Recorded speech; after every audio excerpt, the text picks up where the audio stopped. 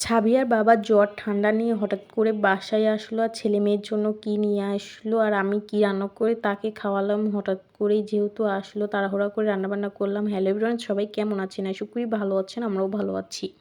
সবাই আমাকে স্টার দিয়ে পাশে থাকবেন। যেহেতু ছাবের বাবা বিকেলে আমাকে ফোন দিয়ে বলে সে বাসায় আসবে, সেই জন্য আমি তাড়াহুড়া করে ঝটপট করে যেটা রান্না করা যায় ওটাই রান্না করে তাকে খাওয়াবো। আজকে বেগুন আলু দিয়ে হাতে মাখিয়ে মাছের একটা পুরপুরি করব তার জন্য। আর তার গায়ে প্রচুর জ্বর ঠান্ডা, সে খুবই অসুস্থ।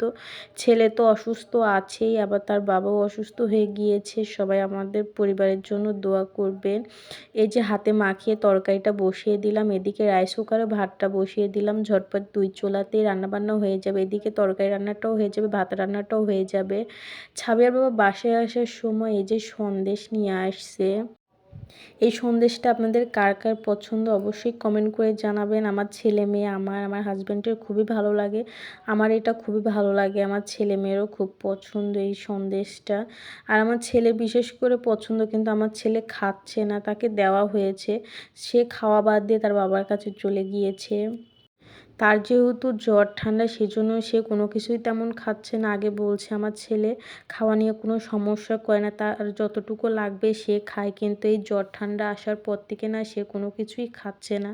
আর বাহিরে কিন্তু সন্ধ্যা লেগে গিয়েছে, দেখতেই পাচ্ছেন। ছাবের বাবা সন্ধ্যার পর আসছে, আমার রান্নাবান্না সব কমপ্লিট হয়ে গিয়েছে। এই যে রাতের ছাবের বাবাকে আমি খেতে দিব, প্লেটে ভাত তরকারি। আর আমি আজকে দুপুরে আমি পালং শাক ঘন্ট করেছিলাম, অন্য কোনো কিছু আজকে রান্না করিনি। আগের দিনের তরকারিও ছিল, সেজন্য রান্না করিনি। ছাবের বাবা ঘুট করে আসবে, তাকে কি এই ঘন্ট দিয়ে শুধু খেতে দেওয়া যায়? তারপরে যে মাছ রান্না করেছিলাম। আর ছাবের বাবার প্রচুর ঠান্ডা জ্বর যেহেতু, সেজন্য তাকে আমি মশলা চা বানিয়ে দিচ্ছি। আর ছেলেকেও নাকি চা বানিয়ে দিতে হবে। আমার ছেলে যখন তার বাবা চা খাবে তাকেও সেখনই আমার চা বানিয়ে দিতে হবে, সেই জন্য 2 গ্লাসে 2 কাপ চা বানিয়ে ছেলের জন্য। আজকের মতো ভিডিওটি এইখানেই শেষ করলাম, আর নতুন নতুন ভিডিও নিয়ে আবার আসবো। আল্লাহ হাফেজ।